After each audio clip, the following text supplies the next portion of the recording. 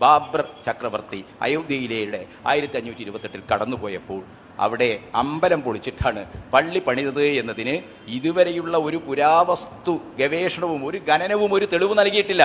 ഇർഫാന വൈബിനെ പോലുള്ള RS ശർമ്മയെ പോലുള്ള റോമിന താപ്പറെ പോലുള്ള ഇന്ത്യയുടെ നമുക്ക് വിലമതിക്കാൻ കഴിയുന്ന ചരിത്രത്തെ അതിൻ്റെ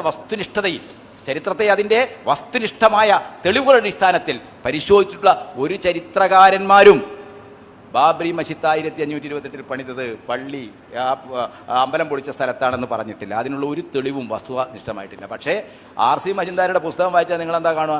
RC മജുംദാർ പറയുന്നത് 1528 അതിലെ ബാബർ ചക്രവർത്തി വന്നു, അദ്ദേഹത്തിൻ്റെ പട്ടാളക്കാരൊക്കെ മുസ്ലിങ്ങളായതുകൊണ്ട് അവിടെ ബാരക്ക് താവളം പണിയുമ്പോൾ സ്വാഭാവികമായിട്ടും മുസ്ലിങ്ങൾക്ക് ഒഴിവാക്കാനാവാത്താണ് നിസ്കാരം, അതുകൊണ്ട് അവിടെ പള്ളി പണിതു.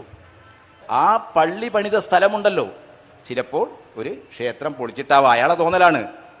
ചരിത്രത്തിന് എന്ത് വസ്തുനിഷ്ഠമായ തെളിവാണ്, എന്ത് ചരിത്രപരമായ രേഖയാണ്? അദ്ദേഹത്തിന് അതിനുള്ളത് ഒരു തെളിവുമില്ല. ഒരു തെളിവുമില്ലാതെ ഒരു ഊഹം അവതരിപ്പിക്കുകയാണ്, ആ ഊഹം തോന്നലാക്കുകയാണ്.